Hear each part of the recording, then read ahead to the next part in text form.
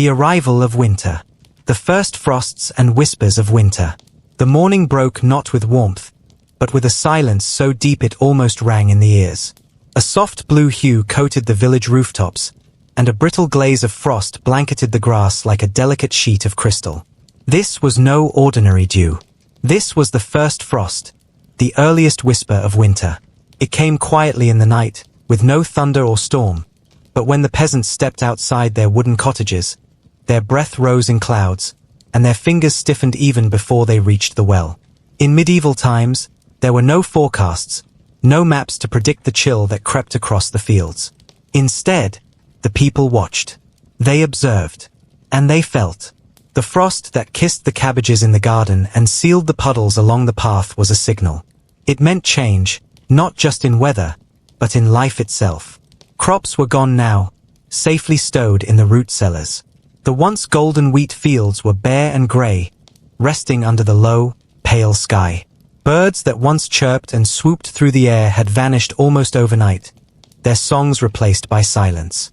The men rose early, rubbing their palms and wrapping thick woolen cloaks over their tunics. They moved slower now. The cold demanded it. Every breath was visible. Every touch of the air stung, just a little more each day. The women gathered at the hearth, stirring pots of porridge made from oats and scraps. Their faces were already red from the cold, even inside the cottage. Children, still groggy from sleep, clutched rough-spun blankets around their shoulders and pressed near the fire, their toes curled inward against the chill.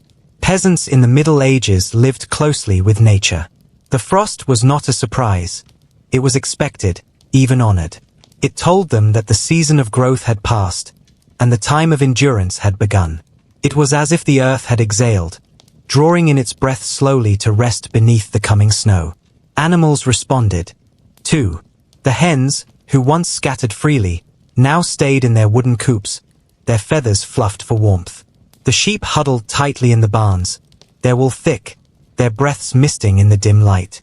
Cows lowed less frequently, focused more on warmth than on movement.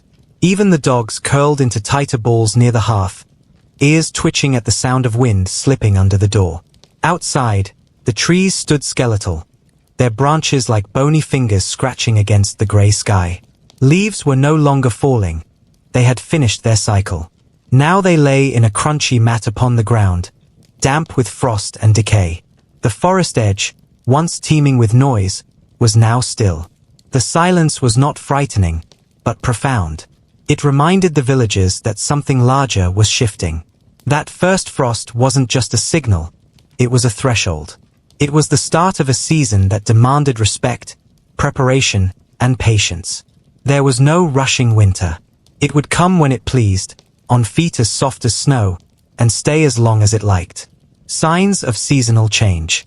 The people of the medieval world did not need clocks or almanacs to know the rhythm of the seasons. Their lives were measured in tasks, in sensations, in patterns. They noticed when the air changed. They knew when the wind turned sharp and came from the north. They could see the shift in the sky, not just its color, but its mood. Autumn had its own flavor, of smoke and apples, of drying herbs and baked bread. But as that faded, winter began to move into the senses. The scent of damp wood, the distant howls of wolves, the way the wind no longer whistled, but groaned through the trees. Elders, their hands as gnarled as tree roots, would say, "The air bites now." That was all they needed to say. And the younger ones listened. The sun, when it rose, seemed weaker. It no longer climbed high into the sky. It hung low, casting long shadows even at midday. And when it set, it did so quickly, almost reluctantly. Children who had played in the fields now returned home by mid-afternoon. Darkness fell like a thick curtain, and the village wrapped itself in it. The river that once ran freely now slowed. Ice crept in at the edges. Ducks vanished. Fish swam deeper, seeking warmth in the hidden pockets of the streambed. Wells became harder to draw from. Water was carried inside early, before it could freeze in the pail. Inside homes, the preparations had begun. Herbs were hung to dry, thyme, rosemary, lavender, their scent a small comfort against the cold. Apples were stored in baskets. Beans were strung from rafters. Salted meats, wrapped in cloth, lined the cool corners of the pantry. Waxed cheeses sat heavy in their wooden molds. Each item a promise, a silent assurance that food would last. Even the walls were redded. Gaps in stone or wood were filled with straw or moss. Windows, few and small, were covered with cloth soaked in oil to keep out the draught. The hearth, the heart of every home, burned longer and hotter now. Smoke drifted from every chimney in the village, rising into the still air like prayers. The signs were everywhere. Not dramatic, not sudden, but steady, reliable, and undeniable. Winter was not a stranger. It was a season with a slow but certain approach, and every villager knew it had arrived before the snow even fell, preparing the land for cold. As the first frost silvered the fields and the wind whispered through naked branches, medieval peasants knew instinctively that the land, the very earth they depended upon, had to be put to rest. The rhythms of rural life were intertwined with the cycles of nature, and just as a child is tucked into bed before sleep, so too did the land require careful attention before it could slumber beneath the weight of snow. The preparation began weeks, sometimes months, before the true freeze set in. It wasn't an act of panic but of tradition, of inherited wisdom passed down by grandmothers and grandfathers, who had walked these same muddy paths, breathed this same bracing air, and knelt in the same soil. There was a reverence in the way the peasants approached the task, not one born of fear, but of deep respect.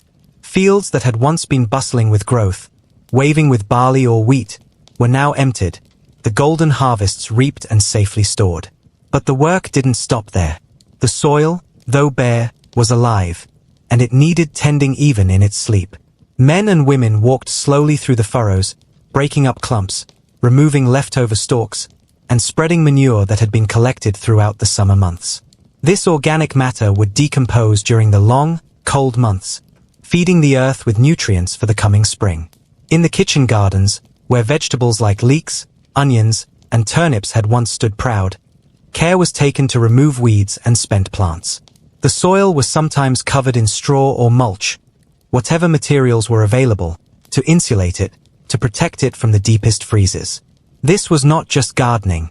It was a dialogue between people and planet. Each action said, "Rest now, and we will meet again." Compost heaps, pungent and steaming even in the chill, were carefully turned. The peasants understood that life went on even in decay. The worms still wriggled, the bacteria still labored in silence, breaking down scraps of food and stalk into rich, dark humus. This was the promise of fertility, the whisper of renewal. Stone walls and fences that divided fields were inspected and repaired. A loose stone now could become a collapsed wall under snow. Wooden posts were reinforced with rope and packed with mud to keep out the biting wind. Gates were tested for sturdiness, not just to keep livestock in, but to keep predators out when the forest grew hungrier. Barns, too, were part of the landscape's preparation. Peasants patched holes in thatched roofs, replaced worn wooden slats, and secured doors against the howling wind. Hay was brought in and piled high, not just for feeding livestock, but also for creating warmth within the structure. The scent of hay filled the crisp air, earthy and sweet, promising comfort in a time of scarcity. Water sources were addressed with care. Small channels that directed rain away from the village were cleared. Wells were checked for cleanliness and protected with lids made of wood or stone. Buckets were inspected, their handles tested. A broken handle on a freezing morning could mean disaster. There was also spiritual preparation. In many villages, a small stone cross or shrine stood at the edge of a field. Before the first snow, some peasants paused there to whisper prayers, offering thanks for the harvest and asking protection for the land. Some left small tokens, a coin, a braid of straw, a carved piece of wood. These gestures were quiet, humble acknowledgments of nature's power. Children, too, took part in these rituals of care. Though their hands were small and their steps clumsy, they were given tasks, gathering kindling, packing leaves into crevices near the barn, or carrying bundles of straw to insulate chicken coops. In this way, they learned, not through books, but through frost-bitten fingers and muddy boots, the ancient choreography of the seasons. As the final days of relative warmth faded, the entire village seemed to lean forward together into the coming cold. There was no panic, only motion. Quiet, steady motion. And through that movement, the land was readied, not abandoned, not conquered, but gently prepared for its long and necessary sleep. Just as a mother tucks in her child, brushing back the hair and pulling up the blanket, so too did the peasants tuck in the land. They whispered their goodbyes to the growing season, trusting that, under the snow, life would wait, patient, hidden, and ready to bloom again. Shukriya, AB main bina kisi delay could direct likna shuru ka raha hoon. Aapka hukm sar ankan pa. Shorter days, longer nights. As the sun dipped earlier behind the hills and twilight crept into the afternoons like a hushed whisper, medieval peasants began to feel the true arrival of winter, not through snow or frost alone, but in the shrinking of the day itself. The once generous daylight that had stretched lazily across the sky during summer now withdrew, minute by minute, hour by hour, until it became a fleeting guest, barely brushing the rooftops before vanishing. For a peasant family, this change in light was not merely a poetic shift. It altered every rhythm of their daily life. Time, which in the modern world is counted by ticking clocks and digital alerts, was in those days governed by the slow arc of the sun. Fewer hours of sunlight meant fewer hours to work, to gather, to repair, to prepare. And so, as the days grew shorter, the people grew busier, compressing their world into tighter frames. Morning came late and hesitant, wrapped in fog and dew. The village rooster still crowed, but now it did so into darkness, and the morning fires lit in each home were less about cooking and more about creating light, a necessary beacon in the dim, chilly hours. Children would rise not with the sun, but with the clink of iron pots and the smell of smoke curling through the rafters, learning to dress and move in a world that had turned a shade darker. Outside, the chores began with haste. Water had to be drawn before the ground froze. Animals fed before the first light was gone. There was no room for delay. The shepherd moved more quickly with his flock, the blacksmith worked longer by the hearth, and the women gathering firewood did so with more urgency. In every hand was the unspoken knowledge: the sun sets sooner now. Work must bend around it. Inside, too, the darkness crept. Candles made from tallow were precious and not to be wasted. Their waxy scent filled homes as they flickered low against wooden beams, casting long shadows that danced across the walls. These candles were made in batches during late summer, a task often handled by the older women, who knew just how to render the animal fat and pour the molten liquid into the right molds, over and over, to prepare for these exact days. In wealthier homes, oil lamps or beeswax candles gave steadier light. But for the common peasant, even a single candle was a treasure. So when the night came early, it was met not with panic, but with adaptation. People adjusted. Vision sharpened, patience lengthened, and the entire family moved closer together, literally and emotionally, drawn by the only sources of warmth and light they had, the fire and each other. The psychological effect of longer nights was profound. Time slowed. Conversation became a ritual.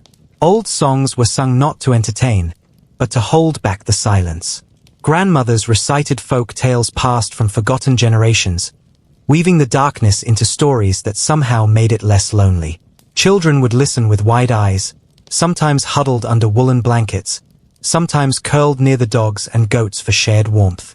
Some of these stories explained the long nights in mystical terms. The sun is visiting the underworld, an old man might say, but it will return, as it always does. Others told of shadow creatures that grew bold in the winter, not to frighten, but to remind young ones to stay close to the hearth, to avoid the woods after dusk, to respect the darkness as a living thing. With longer nights came longer sleeps, but not always in a single stretch. Peasants often followed a pattern known now as biphasic sleep, two distinct periods of rest, separated by a wakeful hour or two in the middle of the night. This was not a disruption, but a known and accepted rhythm. People would wake in the dead of night, tend the fire, pray, whisper secrets, or even visit a neighbor. These quiet hours were sometimes called the watch, and in that stillness, thoughts roamed freely. Many believed it was a sacred time, a moment when the barrier between worlds grew thin. In these in-between hours, Journal-like records were sometimes made, scratched with charcoal or carved into wooden tablets, noting the weather, a dream, or a strange animal seen at dusk. Such observations may have had spiritual weight, or perhaps were simply the expressions of minds stretching in the quiet. For the modern world, this still hour seems alien. But to medieval peasants, it was simply life. The long evenings also shifted domestic roles. Men who worked in the fields now spent time repairing tools by firelight. Women spun wool into yarn, their fingers deftly twisting fibers even in the gloom. Children learned to sew or whittle toys. The communal life became more vivid in the dark, each member part of a larger system working in harmony under the pressure of time and season. Even animals responded. Chickens roosted earlier, cows grew quieter, dogs lay curled near their masters without stirring until dawn. Nature knew what the humans knew, that this was a time for slowness, for reserve, for quiet endurance. Religious observance also deepened. With the shortening of days, more prayers were offered to saints associated with light and warmth. Saint Lucia, bearer of candles. Saint Bridget, protector of the hearth. These figures became emotional anchors, embodiments of hope. Villagers might place icons near the fire, or whisper petitions as the last candle sputtered out. Festivals like Martinmas and Advent became spiritual milestones, not merely celebrations but markers of time's passage through darkness. In these seasons, the longer night was a teacher, of patience, of reflection, of faith. It reminded the people of their smallness, but also of their resilience. And always, through it all, the peasants waited, for the solstice, for the turning of light. They knew it would come. They believed in it, just as they believed that seeds would sprout in spring and that lambs would be born in thawed pastures. The shortening of days was not an ending, but a part of the circle. So they endured the darkness, not with fear, but with reverence. Wrapped in cloaks, surrounded by smoke and story, they sat close to the fire, watching the shadows grow long, knowing the sun would rise again. Not just in the sky, but in their fields, their flocks, and their hearts. Gathering fuel for the fires. As the golden leaves of autumn fell in slow spirals to the earth and the sharp scent of frost began to linger in the morning air, medieval peasants turned their thoughts to one thing above all: fire. For in the cold, dark months ahead, fire would mean more than comfort. It would mean survival. And to keep the flames alive through the endless nights of winter, they needed fuel, an enormous amount of it, gathered with foresight, labor, and no small measure of hope. In a world without central heating, gas furnaces, or even insulation as we know it, the hearth was the heart of the medieval home. It warmed the family, cooked the food, dried the clothes, and lit the darkness. It was sacred. But to feed that fire was a challenge that began long before the first snow ever fell. It was a process woven into the very fabric of the peasant year. Throughout the autumn, entire families would venture out into the woods, carts creaking along muddy paths, children in tow, to gather whatever nature offered. Dead branches, fallen limbs, twigs, bark, all of it was precious. Peasants rarely had the right to fell trees from the Lord's forest, but they could collect deadfall wood, anything not attached to a living tree. These rules were strictly enforced, and a man caught chopping down timber unlawfully could face heavy fines or even imprisonment. The process of gathering was slow and physical. Men used small axes or billhooks to split thicker branches. Women and children gathered bundles of kindling, tying them tightly with rough twine made from flax or nettles. Loads were carried home in baskets slung over shoulders, or dragged on crude sledges when carts weren't available. Every journey into the woods was a negotiation with time, energy, and the threat of cold rain or early snow. But fuel didn't only come from forests. Peasants used every possible source. Peat, for example, was dug from bogs where available. These dense, earthy bricks, rich in organic material, were cut with special spades and stacked in piles to dry throughout summer. By winter, they were ready to burn with a slow, smoky flame. The peat fires were less intense than wood, but more sustainable in certain regions. Some villages relied almost entirely on peat for their heating needs. In farming regions, dung played a surprising role. Cow, horse, and sheep droppings were collected daily, mixed with straw, and shaped into flat patties. These were left to dry in the sun and stacked near the house. When tossed into the hearth, dried dung burned slowly, releasing a distinct odor but generating essential warmth. In regions where trees were scarce or controlled by the nobility, this practice wasn't just common, it was critical. Crop waste was also saved. Corn stalks, straw, old bean vines, and even nutshells were thrown into the fire. In every action, the peasant family sought to reduce waste and prepare for the cold ahead. Nothing was discarded lightly. Even the ashes from last year's fire were swept, stored, and used for cleaning or as a form of primitive lye soap making. The storage of fuel became a carefully planned affair. Wood had to be kept dry to burn effectively. That meant constructing wood piles that would resist moisture, using angled stacks covered with oiled cloth or straw thatch. Peasants would stack logs in circular or conical shapes that allowed rain to run off, often against the sunniest walls of their cottages to maximize drying. Children might be tasked with turning the outer layers or removing moss that threatened to rot the lower tiers. Inside the home, kindling was often kept close to the hearth itself, dry, warm, and ready for the daily firelighting ritual. Fire was rarely allowed to die out completely. If it did, starting a new one was laborious. With no matches, peasants relied on flint and steel, sometimes with a tinderbox of dry moss or lichen to catch the spark. The process was frustrating, and many families kept embers glowing overnight, banking them with ash so they could be revived easily the next morning. The central hearth, usually a pit lined with stones or a raised platform of earth, was both symbolic and practical. It was the point around which all indoor life rotated. Meals were cooked over its flames in iron pots or suspended from tripods. Wet socks were hung from wooden rods nearby. Tools were warmed for use, and wounds were tended in its light. In the darkness of winter, fire was not a luxury, it was the center of existence.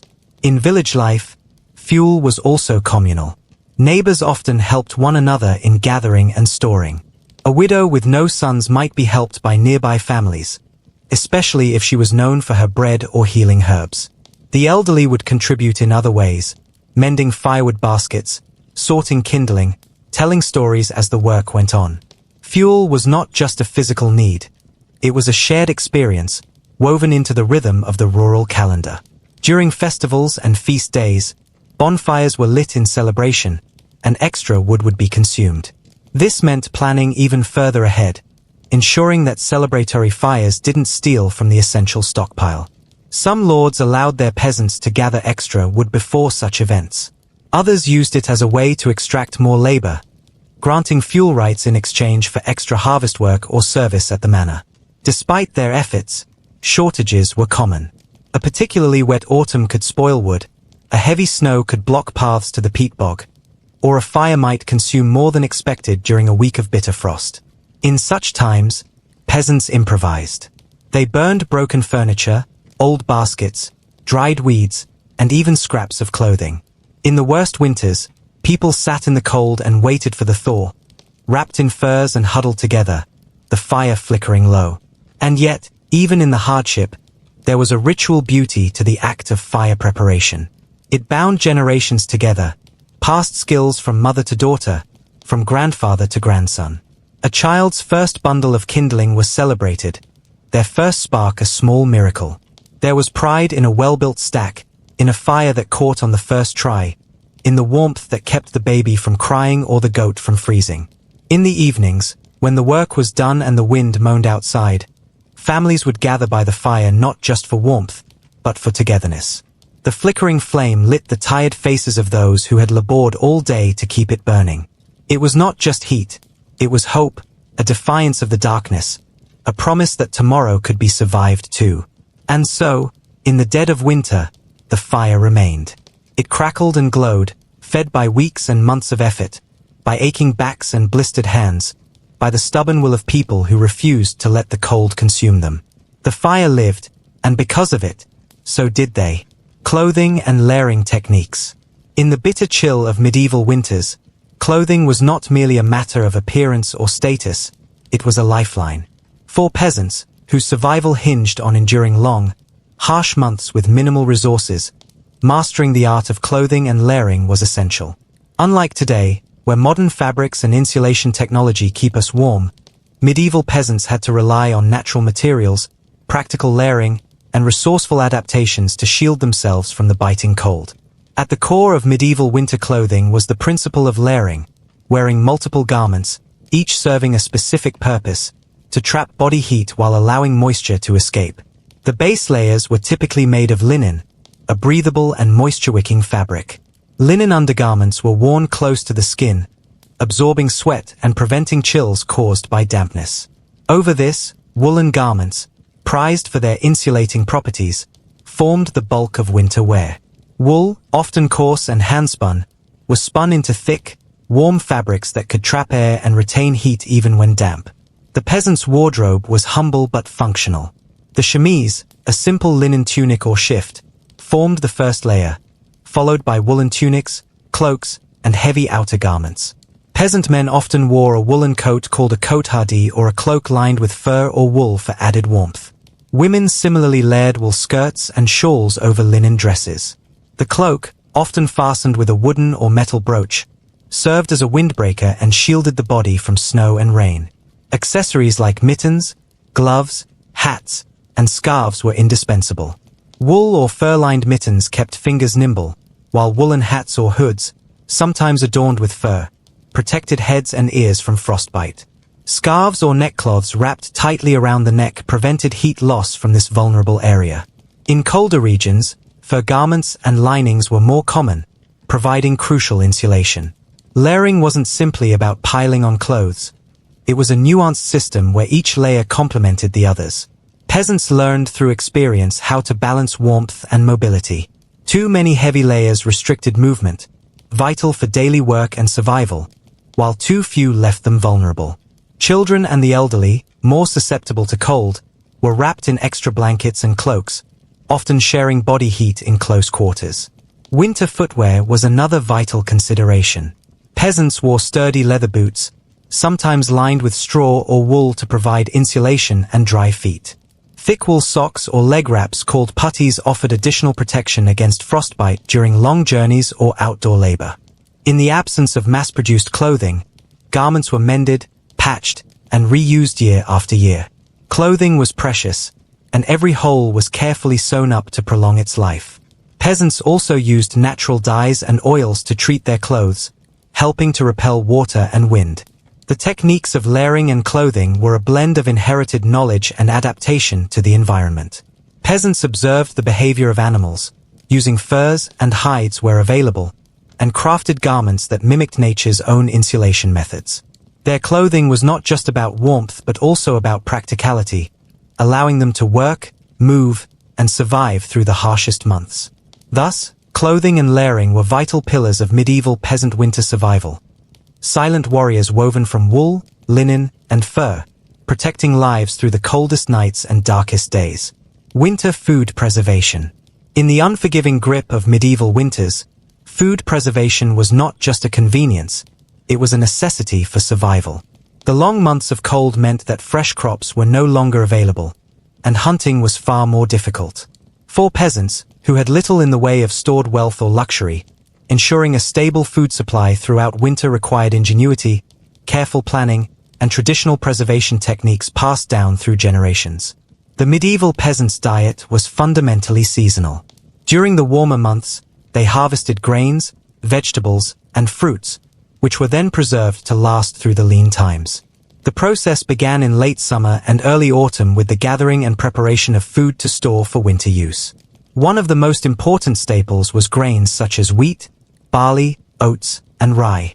These were harvested, threshed, and winnowed to remove husks and debris before being stored in dry granaries or sacks. Proper storage was essential to prevent mold, rot, and infestations by insects or rodents. Peasants often used chaff or ash to line storage bins, which helped deter pests and absorb moisture.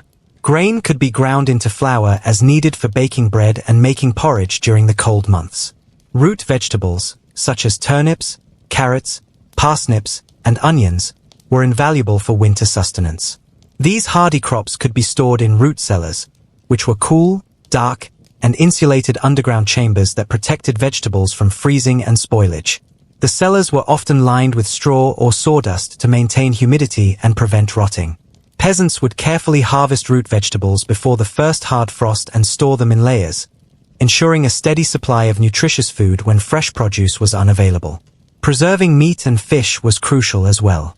Peasants relied heavily on salted or smoked meats, which could be stored for months without refrigeration. Salt was precious, often obtained through trade or collected from salt springs and salt pans, and was used to cure pork, beef, and fish. Smoking meats over a fire or in smokehouses added flavor and extended shelf life by drying the flesh and creating a protective coating. On occasion, meat would be dried into jerky, a method that removed moisture and hindered bacterial growth. Dairy products, a staple of peasant diets, were preserved through turning milk into butter and cheese, both of which could last through the winter when fresh milk was unavailable. Cheese making was an art passed down through generations, with various types produced depending on local resources and techniques. Hard cheeses stored well and provided a rich source of calories and nutrition during the colder months. Fruits were dried, turned into preserves, or fermented to extend their shelf life. Apples and berries could be sun-dried or slowly dehydrated over low fires, concentrating their sugars and preventing decay. Jams and preserves made from boiled fruits and honey or sugar were valuable for adding sweetness and variety to the otherwise bland winter diet. Fermentation also played an important role in food preservation.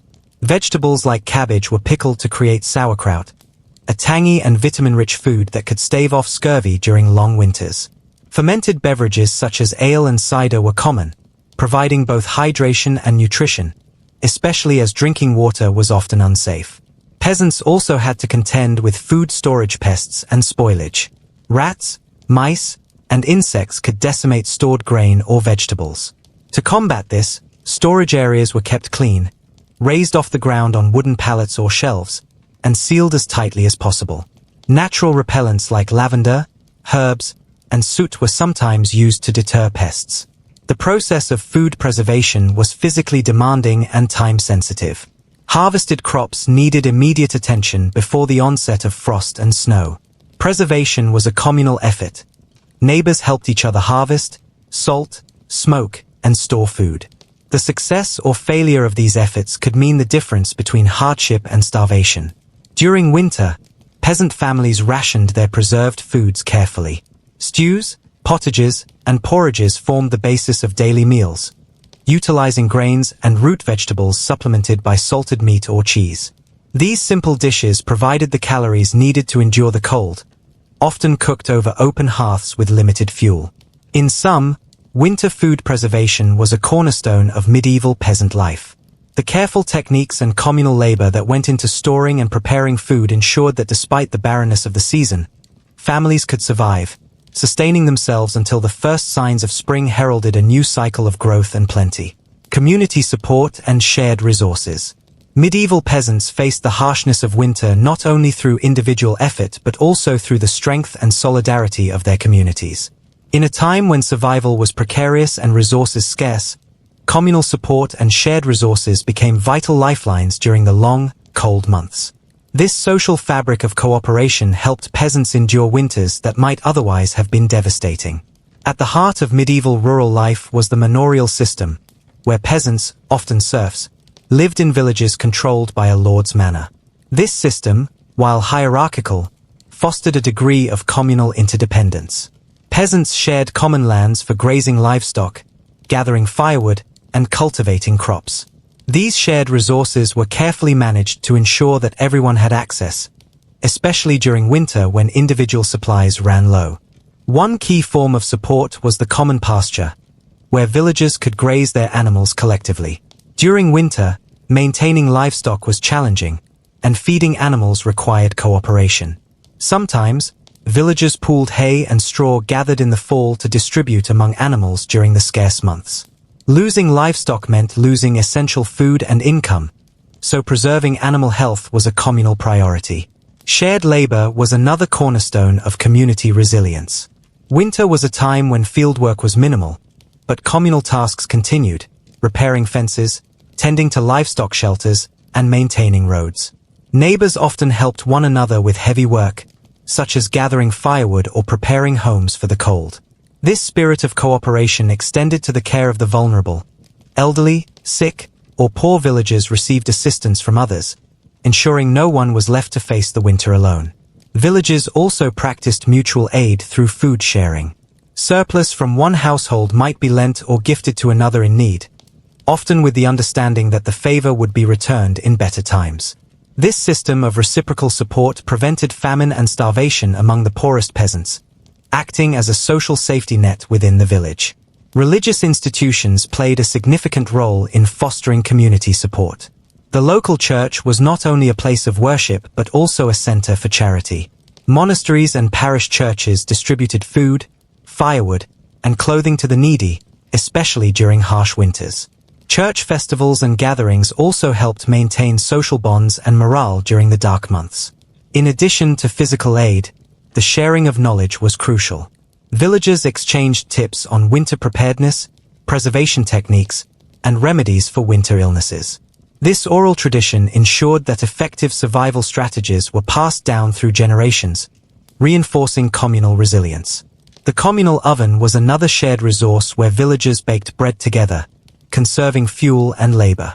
Cooking and heating fires were often communal to maximize efficiency and warmth, with families gathering around shared hearths. However, this communal support system had its limits. Scarcity could breed tension and competition, especially in years of poor harvests or severe winters. The delicate balance of cooperation sometimes faltered under extreme stress, leading to conflicts over resources. Nonetheless, for most peasants, the bonds of community were a critical source of strength. The shared resources, mutual aid, and collective labor transformed a harsh, isolating season into one where cooperation and compassion ensured survival. In the face of relentless winter, medieval peasants relied not only on their own endurance but on the power of their community, a living web of support woven from shared hardship and common hope. Winter religious and cultural practices. In medieval peasant life, winter was more than just a season of hardship.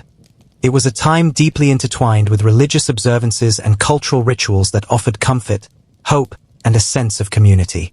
As the days grew short and the nights long and cold, these spiritual and social practices became essential to survival, providing not only psychological warmth but also reinforcing social bonds that were vital for enduring the season. The Christian calendar, which dominated medieval Europe, was punctuated by numerous feasts and holy days throughout winter. One of the most significant was Christmas, celebrated on December 25th, marking the birth of Christ. Despite the scarcity and hardships, peasants would make special efforts to observe this festival. It was a time of feasting, singing carols, and communal gatherings that broke the monotony of winter and lifted spirits. Traditional foods, often preserved from the harvest or salted meats, were prepared in larger quantities, and small gifts or tokens might be exchanged, symbolizing hope and renewal. Advent, the period leading up to Christmas, was a time of fasting and reflection but also anticipation. Peasants participated in church services, prayers, and processions that reinforced faith and communal identity. The church was a central hub during winter months, not only for worship but for social interaction, storytelling, and the transmission of cultural traditions. The winter months also featured Epiphany and Candlemas, events marked by ceremonies involving light, significant in the darkest time of the year. Candles symbolized hope, protection, and the divine presence during the cold, dark days. Many households would light candles and place them in windows or around their homes as a form of spiritual safeguard against evil and misfortune. Beyond official church events, many folk customs and superstitions were observed during winter. These often involved rituals to protect crops and livestock from the harsh season and to ensure a bountiful spring. For example, it was common to hang protective herbs such as rosemary or holly inside homes, believed to ward off evil spirits and disease. Some communities held midwinter festivals that blended Christian and older pagan traditions, celebrating the return of the sun and the gradual lengthening of days. Storytelling was a cherished winter activity. With work outdoors limited, evenings were spent around the hearth, where elders recounted legends, moral tales, and histories that reinforced community values and shared identity.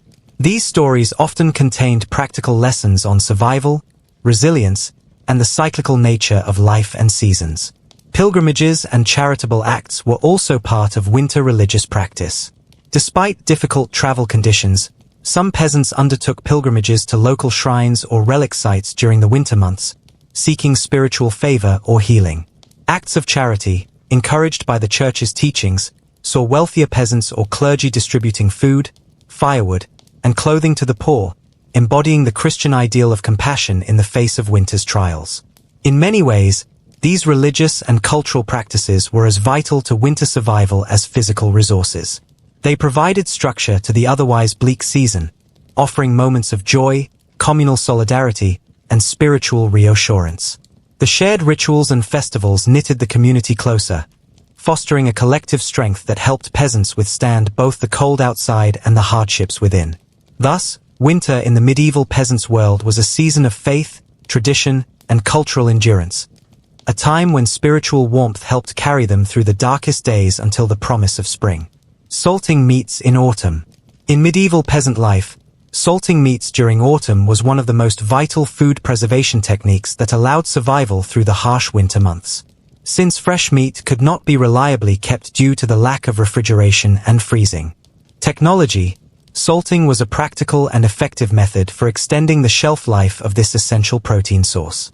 The process of salting meat began well before the first frost, often immediately after the harvest and autumn butchering of livestock.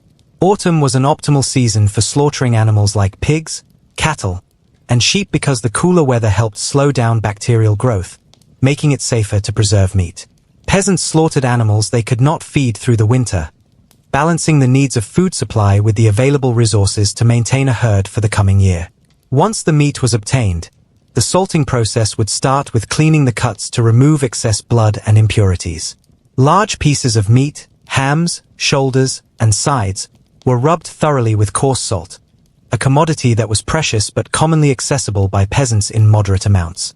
Salt crystals drew out moisture from the meat, creating an inhospitable environment for bacteria and other microorganisms that cause spoilage. Salting was often combined with other preservation methods, such as drying or smoking, but it was the salt itself that prevented decay by dehydrating the surface and drawing water from the inner tissues. The salted meat was then packed tightly into wooden barrels, ceramic jars, or pits lined with straw, creating a relatively airtight environment. Barrels were sealed to prevent contamination and stored in cool, dark places like cellars or underground pits to maintain consistent low temperatures. This preserved meat could last for months, providing a valuable source of protein during winter when fresh meat was unavailable. Peasants would slice off portions as needed, soaking or boiling the salted meat to remove excess salt before cooking. This method not only conserved food but also saved money and time that would otherwise be spent hunting or foraging during the cold months. Salting meats was labor-intensive and required planning, as it depended on both the availability of animals and enough salt to complete the process. Salt was sometimes scarce or expensive, making it a treasured commodity that could be traded or shared within communities. In some regions, peasants might also gather naturally salty water from springs or sea spray to aid in meat curing. The cultural significance of salting meats was notable as well.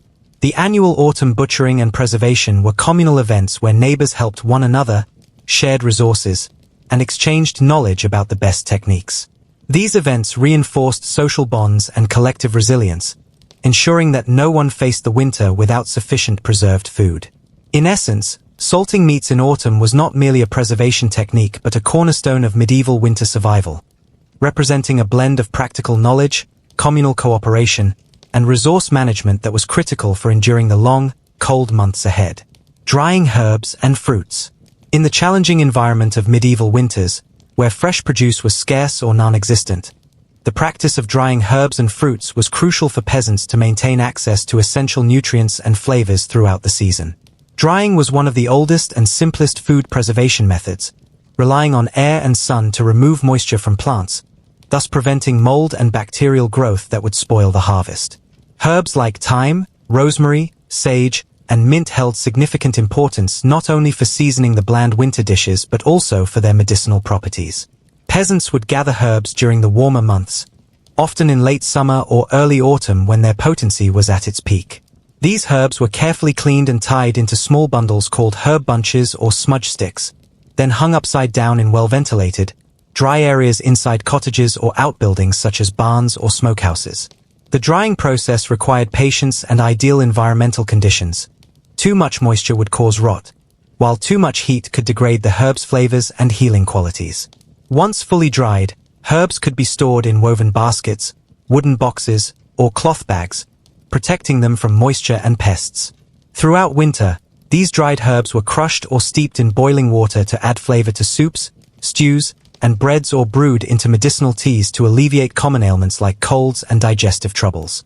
Similarly, fruits such as apples, pears, plums, and berries were dried to extend their usability during winter months. Instead of eating fresh fruit, which would quickly rot in cold, damp conditions, peasants sliced and laid the fruit out on racks or stone slabs under the sun or near a gentle fire, carefully turning the pieces to ensure even drying. In some regions, fruits were also dried over smoke from wood fires, which added a smoky flavor and helped keep insects away. Dried fruits served multiple purposes in winter diets. They could be eaten as snacks, added to porridges, mixed into bread dough, or stewed to create sweet preserves. Because sugars concentrate as moisture is removed, dried fruits offered a rare taste of sweetness during a season of scarcity. Moreover, dried fruits were a valuable source of vitamins and energy, helping peasants maintain strength and health when fresh vegetables were unavailable. Drying also had a social dimension. The preparation of herbs and fruits was often a communal or family activity, providing an opportunity for shared knowledge about local plants, their uses, and preservation techniques. Passing down these skills was essential for community resilience, ensuring that each generation could survive the long winter. The importance of dried herbs and fruits went beyond mere nutrition. They represented a connection to the natural world and the changing seasons, a reminder that life, though dormant during winter, would re-emerge with the spring.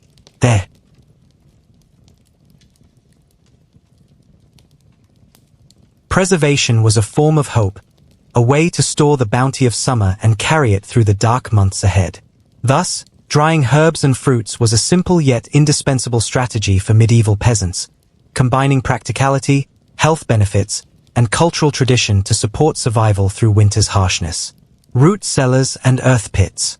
Medieval peasants relied heavily on root cellars and earth pits as vital storage solutions to keep their harvested crops and preserved food safe, fresh, and edible throughout the cold and harsh winter months. These subterranean storage spaces were ingeniously simple yet remarkably effective, utilizing the natural insulation properties of the earth to maintain cool, stable temperatures and protect food from freezing or spoiling. A root cellar was typically a dugout room or a pit built either partially or fully underground near the peasant's cottage or barn. The design varied depending on the region, soil type, and available materials, but the core principle was consistent: to create a controlled environment where humidity and temperature were regulated by the earth's thermal mass. To construct a root cellar, peasants would dig into a hillside or flat ground, reinforcing the walls with timber, stone, or wattle and daub. The roof was often covered with soil and vegetation to provide additional insulation. Access was usually through a small door at ground level or a hatch from above, allowing peasants to store or retrieve food without exposing it too long to outdoor conditions.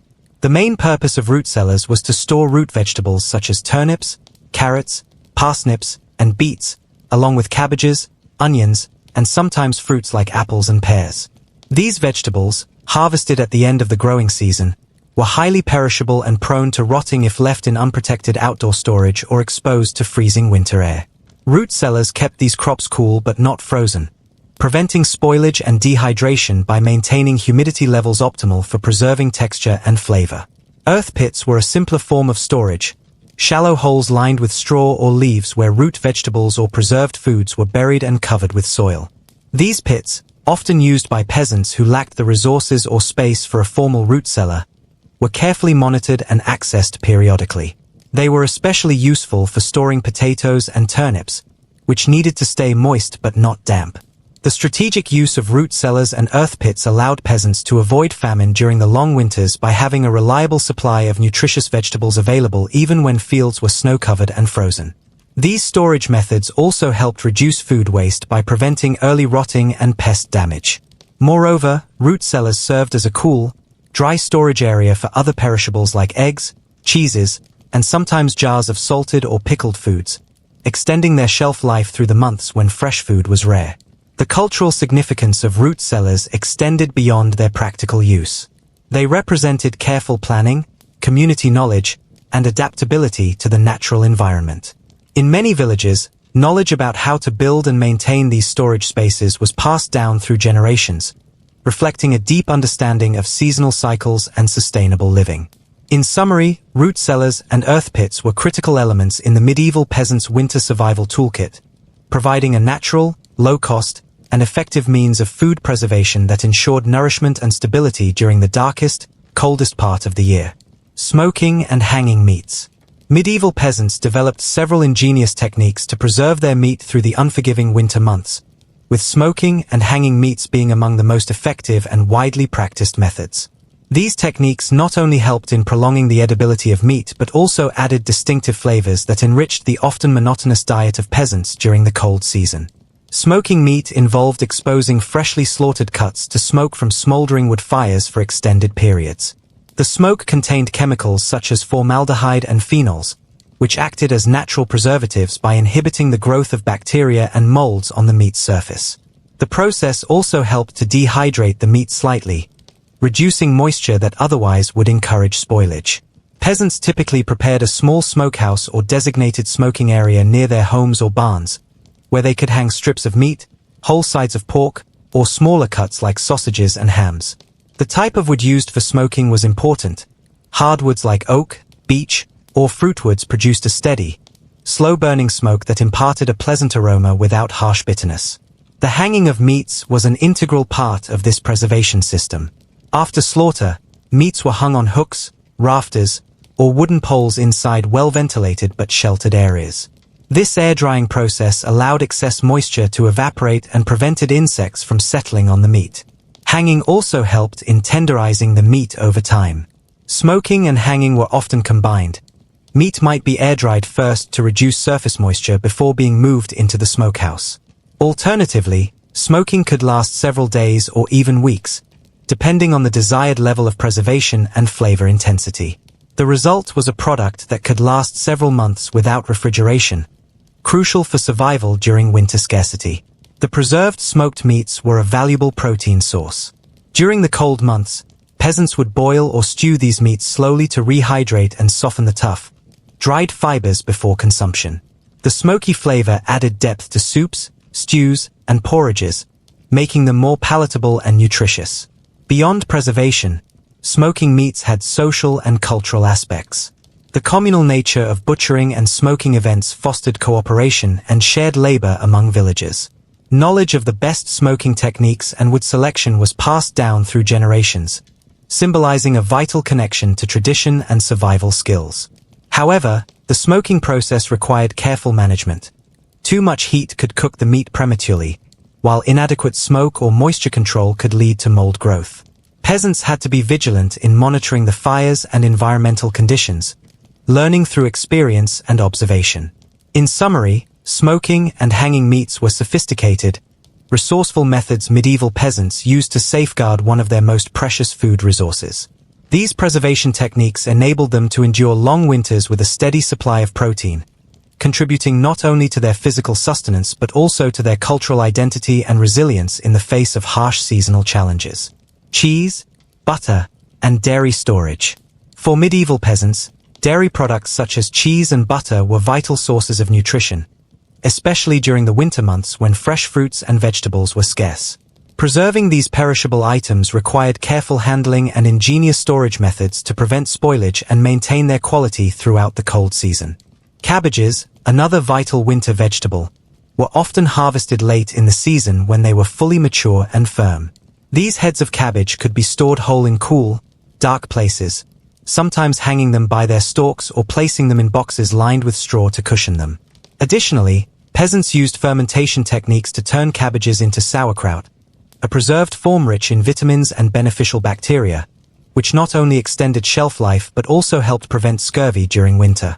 Beans, especially dried varieties, were crucial protein sources that complemented the grains and vegetables in the peasant diet. After harvest, beans were carefully dried and stored in sacks or wooden containers in dry, cool conditions to avoid mold and insect infestation. These dried beans could be rehydrated and cooked throughout winter, providing a reliable and nutritious food source when fresh meat or dairy were scarce. The storage and preservation of these vegetables required knowledge and vigilance. Peasants had to regularly check for spoilage or pest activity and rotate stock to consume older produce first. The combination of root cellars, cool storage rooms, and drying or fermenting techniques reflected a sophisticated understanding of food preservation long before modern refrigeration. Moreover, these vegetables were often prepared in hearty stews or soups, which were economical and warming, ideal for the cold winter days. They provided essential nutrients, fiber, and calories that helped peasants maintain their strength and health during months when fresh food was unavailable. In social terms, the cultivation and preservation of turnips, cabbages, and beans were communal activities in many villages, with knowledge shared among families to improve yields and storage success. Festivals and seasonal gatherings often marked the harvest and preparation periods, strengthening community bonds. In conclusion, turnips, cabbages, and beans were indispensable elements of medieval peasant survival strategies in winter. Their cultivation, preservation, and cooking practices demonstrated the peasants' deep connection to the land and their resourcefulness in facing the challenges of seasonal scarcity. Ale brewing before the freeze. In medieval peasant life, ale was not just a popular beverage but an essential part of daily nutrition, especially during the harsh winter months. Water sources were often unsafe or contaminated, making ale a safer, more nourishing choice for hydration. Brewing ale before the onset of freezing temperatures was a critical annual ritual that ensured a steady supply throughout winter. Ale brewing typically took place in late summer or early autumn, after the barley or other grains had been harvested and malted. Malted grains provided the sugars necessary for fermentation. Peasants or village brewers would mash the malt with warm water to extract fermentable sugars, then boil the mixture with various herbs or hops to enhance flavor and preservation. Timing the brewing before winter was crucial because fermentation and storage conditions were more favorable when the weather was still warm. Once the ale was brewed and had undergone fermentation, it could be stored in barrels or earthenware vessels in cool cellars or underground pits. These storage places maintained a stable, cool temperature ideal for aging the ale and preventing spoilage. Ale served multiple purposes in medieval peasant households. It was consumed throughout the day as a source of calories, vitamins, and hydration. The alcohol content was generally low, around 2 to 3%, providing a mild preservative effect without causing intoxication. Ale also served as a base for cooking, used in stews or porridges to add flavor and nourishment. The brewing process was often a communal event, involving families or neighbors working together. Grain malted for brewing was sometimes set aside specifically for ale production, highlighting its importance in the rural economy. Festivals and celebrations frequently coincided with brewing periods, reinforcing social bonds. Peasants also brewed ale as a way to stretch food resources. When grain was scarce, turning some of it into ale allowed for preservation of calories that would otherwise spoil. The liquid form of calories in ale was easier to consume, especially for the elderly or those who found solid food harder to digest during cold winters. Storage was critical. Barrels were sealed tightly to keep out oxygen and contaminants. Some peasants buried barrels partially underground or stored them in cool, dark cellars to maintain consistent temperature and prevent freezing. Proper storage extended the shelf life of ale, allowing it to be consumed over many months. In conclusion, ale brewing before the freeze was a vital medieval peasant tradition that ensured survival and social cohesion through the winter.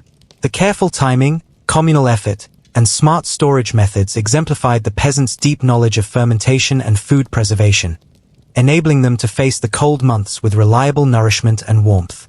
Communal food reserves. In medieval peasant communities, survival during the long, harsh winters often depended not just on individual effort but on collective cooperation.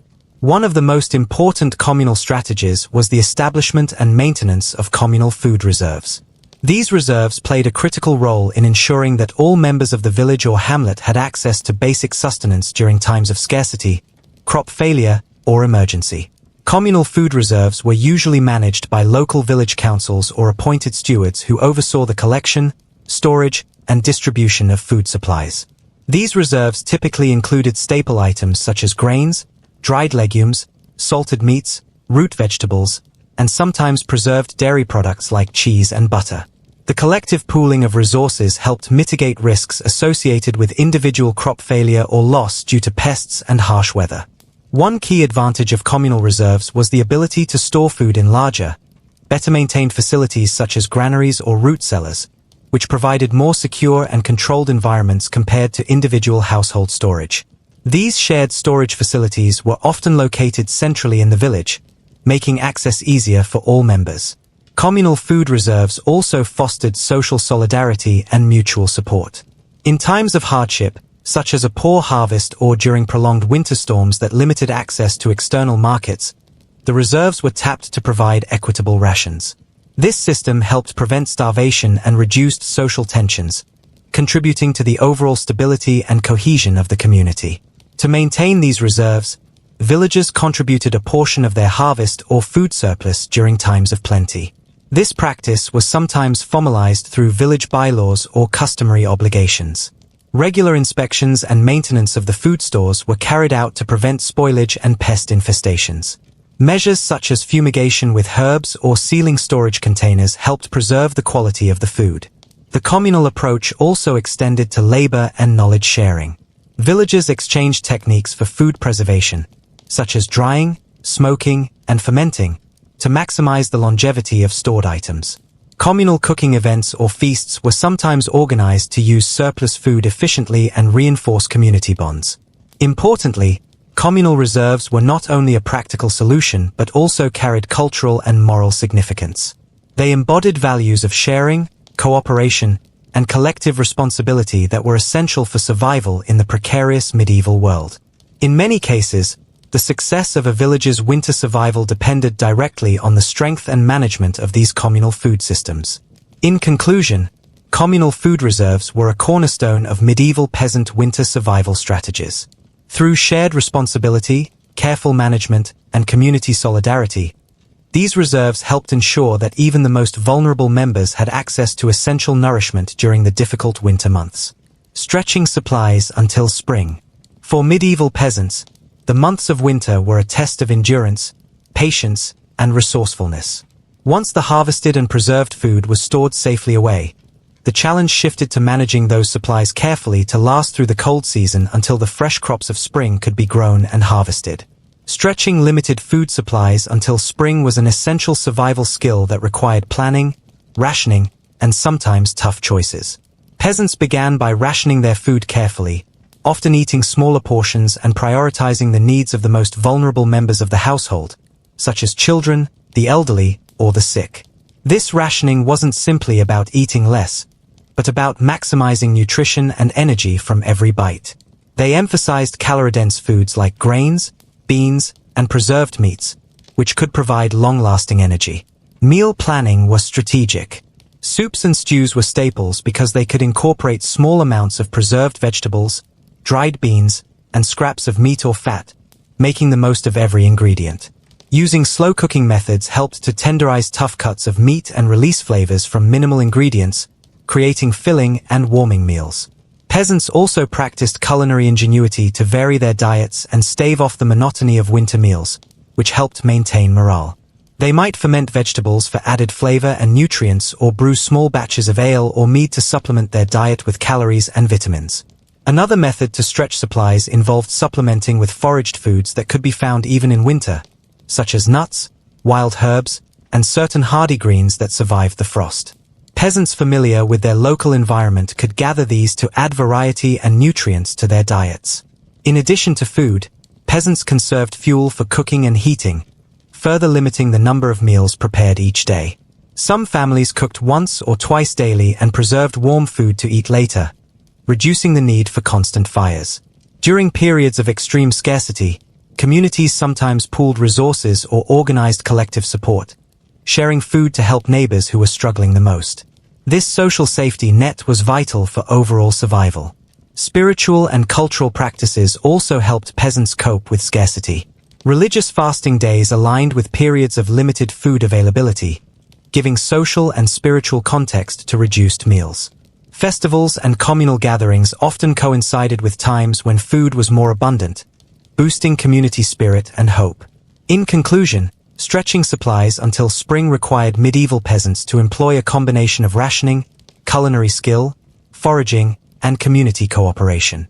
Their ability to make limited food last through the long winter months was a testament to their resilience, adaptability, and deep knowledge of their environment and resources. Clothing and warmth. Clothing layers and materials. In medieval times, the first line of defense against the bitter cold of winter was the clothes that peasants wore.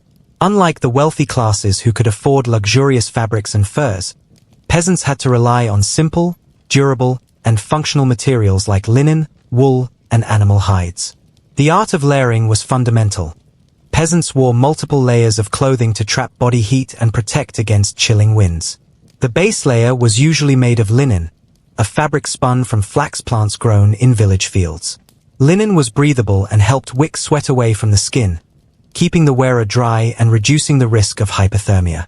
Over this, a middle layer of woolen garments provided insulation. Wool's natural crimped fibers trapped warm air and kept cold moisture out. Thick woolen tunics, cloaks, and hose were commonplace. The outermost layer often consisted of coarse wool cloaks, sometimes lined or trimmed with animal fur for added warmth. Fur was a precious commodity but was highly effective at protecting extremities from frostbite. Leather boots and gloves, treated with animal fats or oils, were also essential to keep feet and hands dry and warm. Peasants understood that multiple thin layers were better than a single thick one. This layering system allowed them to regulate their body temperature throughout the day, adding or removing layers depending on their activity and the weather. Winter hats and head coverings. Since much body heat is lost through the head, winter headwear was critical. Peasants wore wool or fur-lined caps, simple hoods, or wrapped cloths to insulate their heads and ears. Some villages crafted hats from sheepskin, with the wool left on the inside to trap heat. Hoods attached to cloaks or tunics were common, protecting both the head and neck. These hoods sometimes featured drawstrings or ties to secure them against the wind. Scarves or simple cloth wraps were also used to cover the face and neck during blizzards or heavy frost. Children and elderly peasants were particularly vulnerable to cold-related illnesses, so families often made sure these members had extra protection for their heads. The wooden walls, made from rough-hewn logs or planks, were often sourced from nearby forests. Wood was abundant and a good insulator but required maintenance to keep out wind and pests. The gaps between logs were stuffed with moss, clay, or straw to block drafts. Peasants relied on community cooperation for roof repairs, especially after harsh weather. Maintaining the roof was vital. A leaky roof could spell disaster during winter storms, letting cold rain or snow ruin both the interior and the crops stored inside. Insulating with mud and straw. The use of mud and straw was a crucial method of insulating cottages. After erecting a basic wooden frame or wattle lattice, peasants plastered thick layers of mud mixed with straw to create a solid, insulating wall. The straw acted as a natural binder, preventing cracks and adding fiber that trapped heat. This mixture was labor-intensive but effective, as it helped regulate indoor temperature by absorbing heat during the day and slowly releasing it at night. In some villages, the mud plaster was renewed yearly before winter to repair damage and strengthen insulation. Inside, mud floors were sometimes covered with rushes or straw mats for added warmth and comfort underfoot. The natural materials also kept moisture levels balanced, preventing dampness that could worsen cold conditions. Central hearth and open flames. At the center of peasant life and warmth was the hearth, a simple stone or clay fire pit located centrally in the cottage. This hearth was the main heat source, where wood or peat was burned to cook meals and provide warmth. The open flame's warmth radiated through the small space, allowing families to gather close for comfort. Wood was carefully collected and stored during autumn to ensure a steady supply throughout winter. The smoke from the fire, while somewhat a nuisance, also helped deter insects and was a key part of the indoor environment. Peasants were skilled in maintaining their fires, balancing oxygen flow to maximize heat and minimize smoke buildup. Smoke, soot, and low ceilings. The cottages lacked chimneys, so smoke from the hearth filtered slowly through thatch roofs and small openings. This constant exposure to smoke resulted in soot-stained walls and darkened ceilings.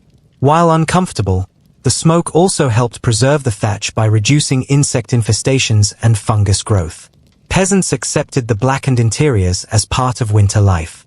Low ceilings helped keep heat concentrated but meant that the smoke lingered near inhabitants, often causing respiratory discomfort. Despite this, the warmth and shelter outweighed the drawbacks. Sleeping in the loft. Many cottages featured a loft, a simple wooden platform above the main living space, used for sleeping.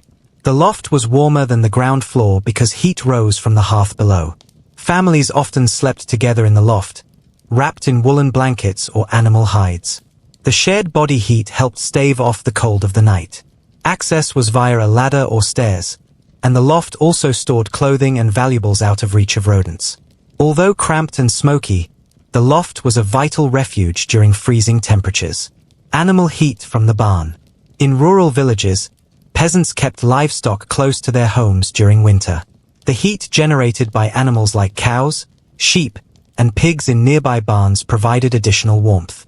Many cottages were built adjacent to or even connected with barns, allowing some of the animals' body heat to seep into living spaces. This proximity not only protected animals from the cold but also created a microclimate that helped the family survive harsh conditions. Sharing space with livestock. It was common for peasants to share living space with their animals in the coldest months. Small livestock such as chickens, rabbits, or even pigs were sometimes housed in stalls within or just next to the cottage. This arrangement helped conserve heat and reduced the risk of animal deaths during brutal winters. Although this meant living in close quarters with animals and enduring odors, it was a practical compromise for survival. Wind whistling through cracks. Despite the efforts to insulate their homes, peasants often had to endure the biting cold wind sneaking through cracks in walls, doors, and windows. These drafts chilled the cottage and made indoor life uncomfortable. To combat this, peasants stuffed gaps with straw, moss, or cloth scraps. Heavy curtains or animal hides sometimes covered doorways to block cold air. Wind whistling through the eaves was a common sound, a constant reminder of the harsh environment outside and the cottage's humble defenses. The stillness of a cold night. Winter nights in the medieval countryside were long, dark, and quiet. The stillness outside was profound, broken only by the occasional howl of wind or the distant cry of an animal. Inside, the hearth's glow flickered, casting dancing shadows on soot-blackened walls. The cold made everything feel heavier and slower, a time for rest and endurance. Families huddled close, sharing warmth and stories, finding comfort in each other despite the unforgiving winter stillness beyond their fragile shelter. Daily winter life. Waking with the pale light. Winter mornings in the medieval period were marked by a pale, subdued light barely breaking through the thick grey skies. Peasants often woke before dawn, roused by the faint cold that crept into their cottages despite their efforts at insulation. The short daylight hours meant that the day had to be used wisely, but the cold and darkness made rising difficult. The first task was often to rekindle the dying embers of the hearth fire to chase away the morning chill. The air inside was heavy with smoke and the lingering scent of wood smoke and cooking from the night before. Despite the hardships, peasants took pride in starting the day early. Every moment of light was precious for completing daily chores. The pale light filtering through the small windows or oiled cloth coverings cast a dim glow on the familiar interior, awakening sleepy eyes and tired bodies. The world outside was often frosted in white, the fields blanketed with snow or ice, reminding peasants that survival through the cold months depended on routine, resilience, and community. Prayers before the hearth. Faith was an important source of comfort and hope for medieval peasants, especially during the hardships of winter. Daily prayers were offered before the hearth, the symbolic heart of the home. Families gathered to give thanks for food, shelter, and health, and to ask for protection through the long cold months. Simple crosses or religious icons might be displayed nearby, and quiet devotion was part of the evening routine.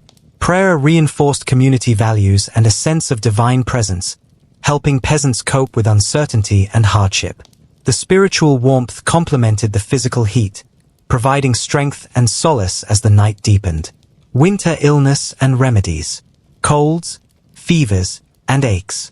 Winter in the medieval peasant world was synonymous with illness. The cold, damp conditions bred coughs, colds, fevers, and bodily aches that could linger for days or weeks.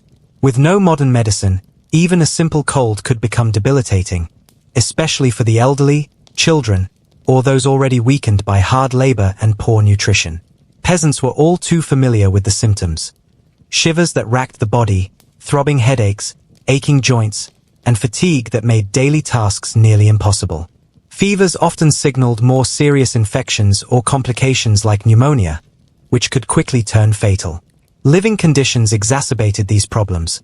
Cramped, poorly ventilated cottages full of smoke and cold drafts made breathing difficult and worsened respiratory troubles. The physical toll was harsh, and winter illness could disrupt entire households, with caregivers often attending to multiple sick family members at once. Despite these challenges, peasants developed a deep understanding of their bodies and illnesses, learned through centuries of trial and error. They observed which symptoms required urgent attention and which would pass with time, relying heavily on traditional knowledge passed down from generation to generation. Herbal teas and tonics. In the absence of doctors and pharmacies, peasants turned to the natural world for remedies. Herbal teas and tonics made from locally gathered plants were the backbone of winter medicine. Common ingredients included chamomile for calming fevers, peppermint for soothing stomach aches, and elderflower to reduce inflammation. Roots like ginger or valerian were prized for their warming and relaxing properties. These concoctions were brewed carefully over the hearth, steeped in boiling water to release their healing essences. Drinking warm herbal teas helped hydrate the sick and eased symptoms, providing some comfort amid the cold. Tonics were sometimes mixed with honey or vinegar to improve taste and effectiveness. Though limited by their knowledge and resources, peasants placed great faith in these remedies, believing in the healing power of the earth and its bounty. Warding off evil spirits. Medieval peasants lived in a world where illness was often seen as the work of malevolent forces or evil spirits. This belief shaped many of their responses to sickness. Amulets, charms, and prayers were used to protect the sick and the healthy alike from harmful supernatural influences. Garlic, iron, or herbs like rue were hung in doorways or worn on the person to repel evil. Rituals might be performed by family elders or village-wise women to cleanse the home or individual. These rituals included burning sage or other fragrant herbs to purify the air and banish spirits. The blending of spiritual belief and physical healing underscored the holistic view peasants had of health. Illness was not just a bodily affliction but a disturbance of the soul or the natural order. The village healer. Every village usually had a healer, often a woman known as a wise woman or herbalist, who held knowledge of local plants and remedies. Though not formally trained, these healers played a vital role in tending to the sick during the harsh winter months. The village healer's skills were deeply respected and relied upon, from preparing herbal salves and poultices to offering advice on diet and rest. They also served as midwives, assisting with difficult births and providing comfort to new mothers. Healers often combined herbal knowledge with folk wisdom and prayers, blending science and spirituality. Their care extended beyond physical ailments to include emotional and social support, helping families cope with the strains of winter illness. Despite suspicion or accusations of witchcraft in darker times, many healers were essential pillars of the community, valued for their compassion and expertise. Isolation and rest. One of the simplest but most effective remedies was isolation and rest. Sick peasants were often kept separate from the healthy to prevent the spread of contagious diseases. Isolation might mean staying in a separate room or corner of the cottage, wrapped in blankets near the hearth to maintain warmth. Rest was encouraged, as exertion could worsen symptoms and delay recovery. Families understood intuitively that allowing the body to heal naturally was crucial. While medicines helped, time and peace were often the best healers. The harshness of winter and the limited comfort of peasant homes made isolation difficult, but it was a necessary practice for protecting the wider household and village. Steam and smoke remedies. Steam and smoke were common tools for treating respiratory ailments. Peasants would boil water infused with herbs like thyme, rosemary, or lavender and inhale the steam to clear congested airways and ease breathing. Sometimes, smoke from burning herbs was wafted through rooms to purify the air or relieve symptoms. The The scent of smoke was believed to drive away illness-causing spirits as well. This practice combined practical benefits. The warmth and moisture of steam soothe irritated lungs, with spiritual beliefs about cleansing and protection. These simple remedies were accessible and effective, widely used by peasants with knowledge passed down over generations. Boneset and elderflower. Certain plants like boneset and elderflower held special status as potent winter remedies. Boneset, named for its use in treating bone pain and fevers, was brewed into teas believed to reduce inflammation and encourage sweating, helping to break fevers. Elderflower was prized for its antibacterial and anti-inflammatory properties, used to treat colds, coughs, and skin infections. The flowers were dried and steeped, their fragrant, delicate taste masking their powerful effects. Peasants gathered these plants carefully, respecting the seasons and natural cycles. They understood that the right herbs used at the right time could mean the difference between life and death. These remedies, though rudimentary by modern standards, represent centuries of accumulated wisdom rooted in close observation of nature. Winter births and deaths. Winter was a dangerous time for childbirth and survival. Pregnant women faced risks from the cold, poor nutrition, and infections. Village midwives attended births in cold, drafty cottages with limited supplies. Infant mortality was high, and many newborns did not survive the harsh conditions. Mothers required special care and rest to recover, often with the help of family and midwives. Deaths were more frequent in winter, with illnesses spreading rapidly and little ability to provide advanced care. Families grieved quietly, often unable to afford elaborate funerals. The cyclical nature of life and death was starkly felt in winter, a season of endings but also preparation for renewal. Burial in the frozen ground. Frozen earth presented a grim challenge when burying the dead. Graves had to be dug deep enough to prevent animals from disturbing the body, but the frozen ground was hard and unforgiving. Villagers used picks, shovels, and sometimes fires to thaw the earth before digging. Funerals were often somber, hurried affairs held quickly to respect both religious customs and practical realities. Winter burials underscored the harshness of the season and the fragility of peasant life. Still, burial rites remained sacred, providing a sense of closure and hope for the soul's journey beyond. Hope in every healing. Despite the many hardships, medieval peasants never lost hope. Each illness was met with care, faith, and the belief in eventual recovery. Healing was seen as a journey, a combination of earthly remedies, spiritual strength, and community support. The hearth, the herbs, the prayers, and the loving hands of family all played a part. This hope gave peasants the strength to endure long winters, to rise again with the thaw, and to continue the cycle of life with courage and resilience. Indoor crafting and repairs. As the bitter chill of winter gripped medieval villages, the daily rhythm of outdoor labor slowed dramatically. Fields lay fallow, cloaked in snow and ice, and the harsh weather made long hours outside nearly impossible. Yet the work never truly ceased. Instead, peasants turned their attention indoors, devoting their time to the crucial tasks of crafting and repairing the tools, garments, and household items that would carry them through the harsh months. Indoor crafting and repairs were not just a way to pass the time. They were a vital survival strategy that ensured both comfort and functionality when the land was locked under frost. One of the foremost indoor activities was the repair of worn-out clothing. Medieval peasants wore simple garments made primarily from wool, linen, or rough-spun fabrics. Over the months of heavy labor, their clothes would suffer tears, holes, and fraying edges. To withstand the cold, garments needed constant mending, patching holes with extra fabric scraps, reinforcing seams with thick thread, and sometimes reweaving threads to restore the fabric's integrity. This painstaking work required patience, skill, and a good supply of needles, thread, and patches carefully saved from old or discarded clothing. In addition to clothes, household linens, such as sacks for grain, curtains, and tablecloths, also required maintenance. Holes or frays in grain sacks could mean precious food lost to pests or spoilage, so careful stitching was essential. Peasants would often use wool thread, spun from their own sheep, to mend these items during long winter evenings, sitting near the central hearth for warmth and light. Alongside fabric repairs, The wooden tools and implements used daily also demanded attention. Axes, hoes, plows, and spades often became dulled or damaged through constant use. The winter months were an ideal time to sharpen blades, fix broken handles, and oil wooden surfaces to prevent cracking from the cold dryness indoors. These repairs required simple but effective tools such as whetstones, awls, and knives, many of which were sharpened or maintained in tandem. Peasants also made or repaired baskets, which were essential for gathering crops, carrying food, and storing goods.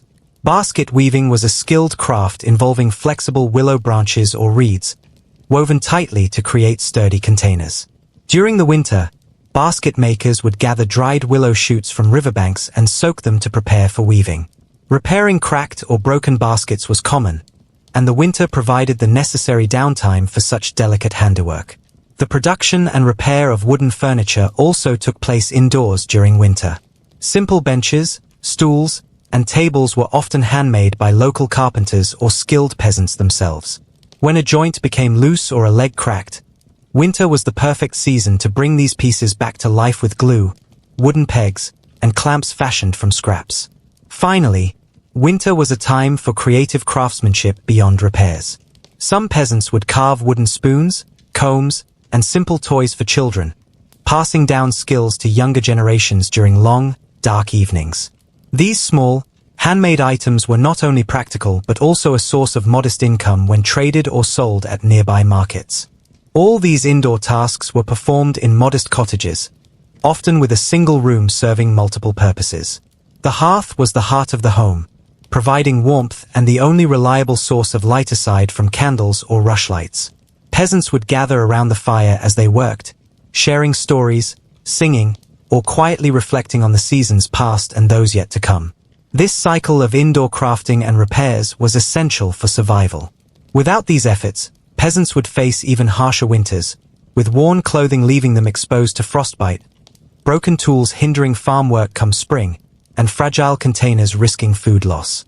The winter months, though difficult, provided a necessary pause for care and preparation, a time when skill, patience, and resilience became the foundation for enduring the cold and returning to the fields when the thaw finally arrived. Basket weaving and rope making.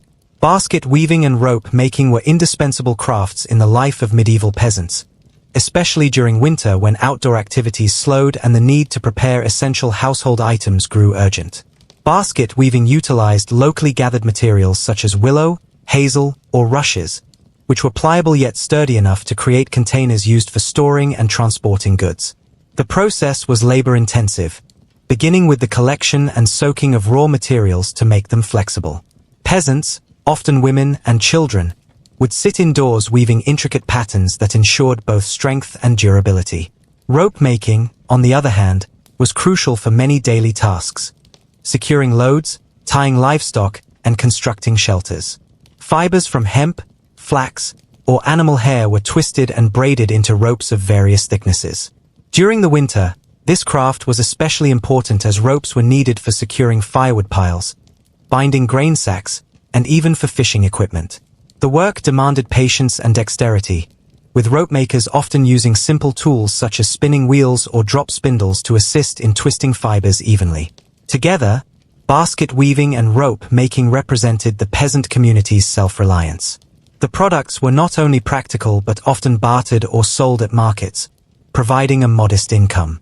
Learning these crafts was a vital skill passed down through generations, ensuring survival and functionality during the coldest months when outdoor farming ceased. Sharpening blades and tools. The harsh winter months were ideal for the essential task of sharpening blades and maintaining tools. Farming implements, knives, and woodworking tools quickly dulled with regular use during the warmer seasons, and blunt tools could severely hamper productivity come spring. Peasants would gather around the hearth, using whetstones, oil, and sometimes crude grinding wheels to hone the edges of their blades. Sharpening was a careful, methodical process that required skill to avoid damaging the metal. It involved holding the blade at a precise angle and applying consistent pressure while moving it across the whetstone. Beyond sharpening, peasants also took time to clean rust, oil metal parts, and repair wooden handles. This maintenance prolonged the lifespan of precious tools and ensured they would be ready for the demanding agricultural tasks after winter. Sharpening was not only a practical necessity but also a communal activity. Skilled workers often taught younger family members this craft, preserving essential knowledge. The sound of metal scraping against stone became a common winter evening soundtrack, echoing the peasants' determination to prepare for the growing season ahead.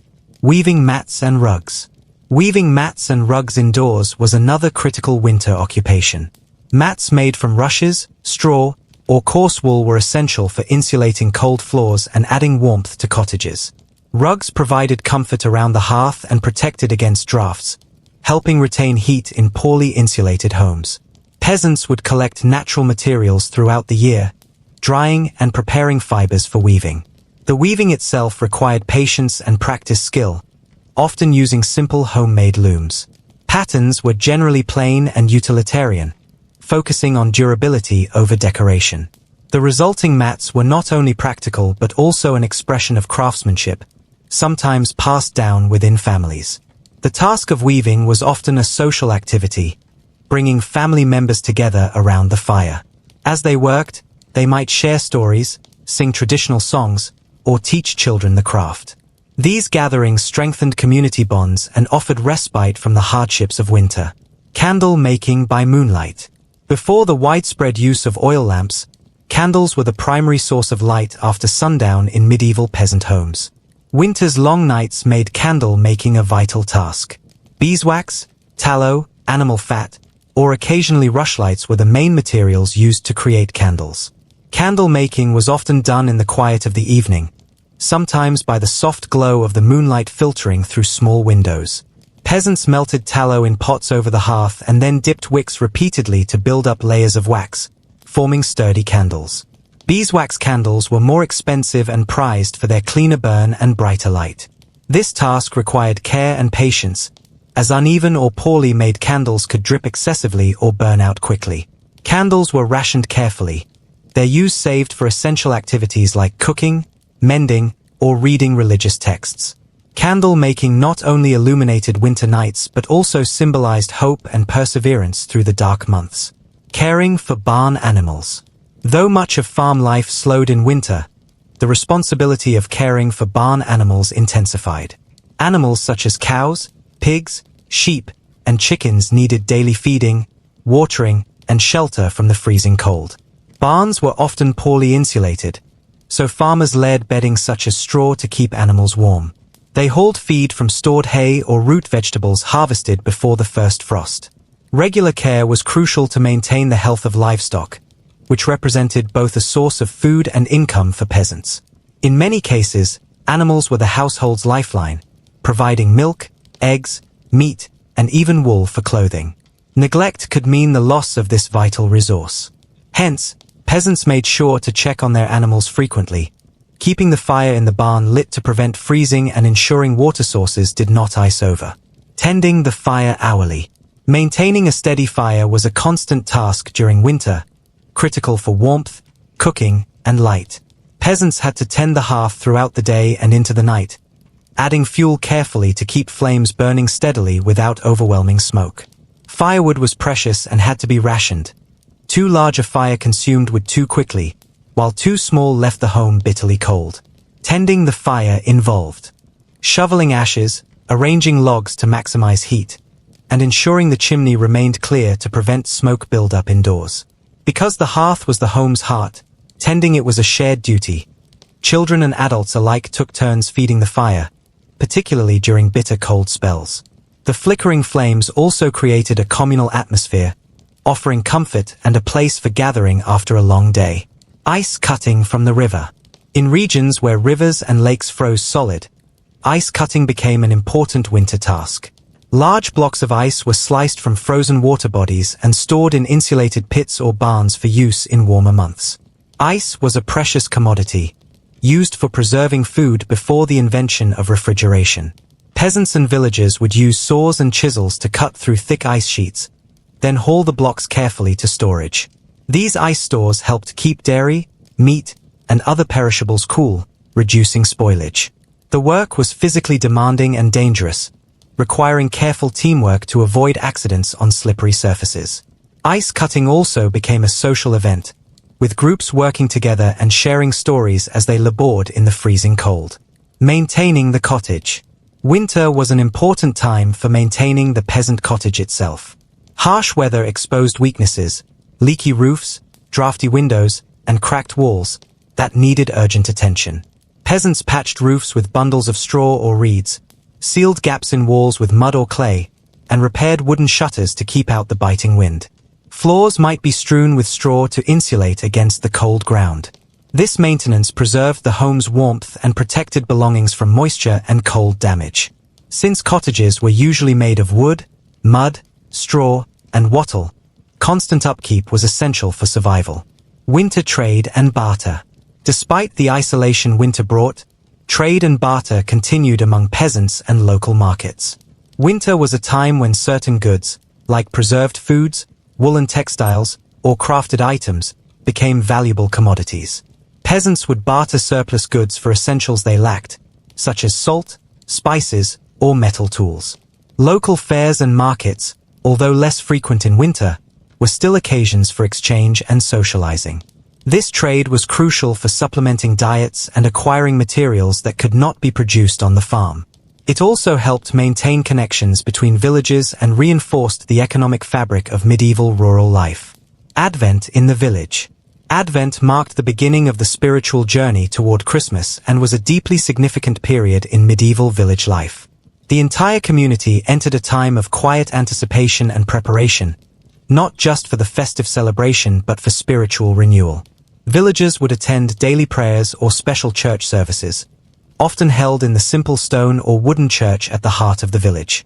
Advent was a time of reflection and fasting, where peasants tried to curb excess despite the harshness of winter.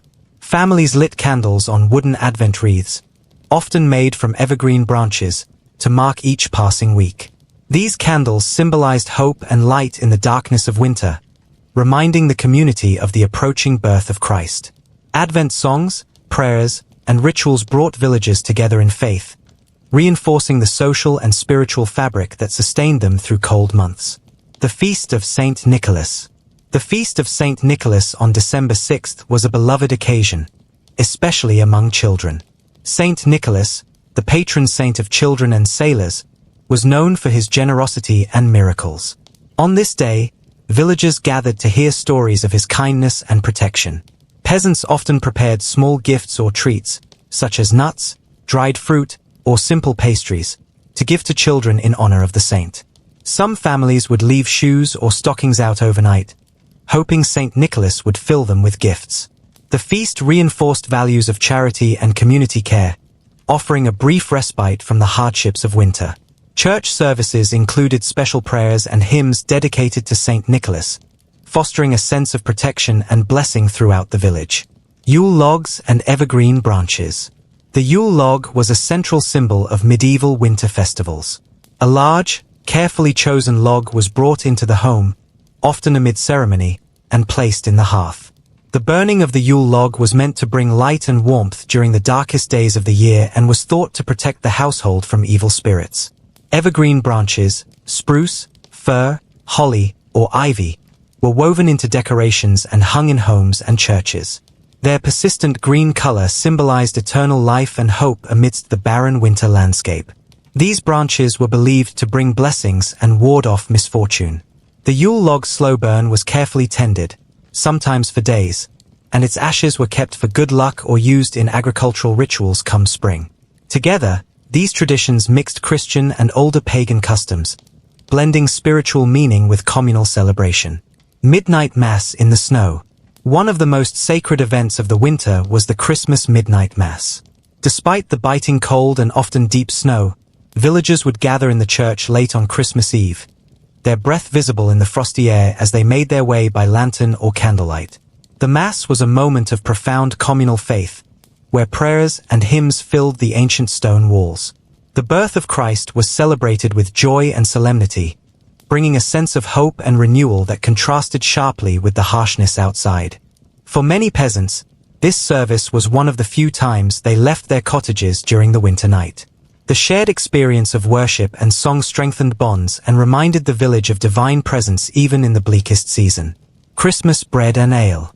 Food was central to the winter festivals, and Christmas brought special culinary traditions to the humble peasant table.